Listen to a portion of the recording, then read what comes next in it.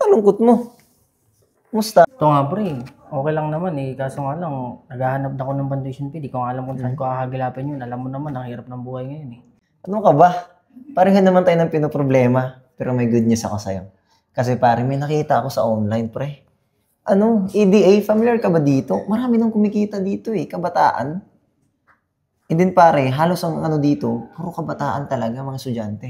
ADA? Legit ba yan? Pare, legit to. Kasi bakit? Kita mo naman, di mo masabing scam, ang daming natutulungan. Tsaka most of them, pare, mga estudyante, malay natin, pwede tayong matulungan dito. Di ba? Walang mali kung sumubok tayo eh.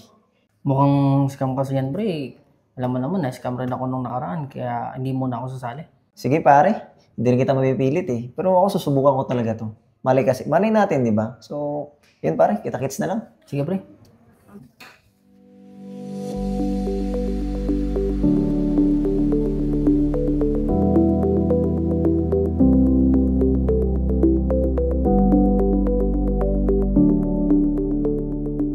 Alright, pare, welcome sa office namin. Ito yung kinikwento ko sa'yo a year ago, EDA. Oo nga pre, nakita ko nga yung transformation ng pagbabago ng buhay mo. Kaya nga naglakas ako ng loob na kausapin ka rin at tanungin kung paano kasi ngayon hirap ako maghanap ng trabaho eh.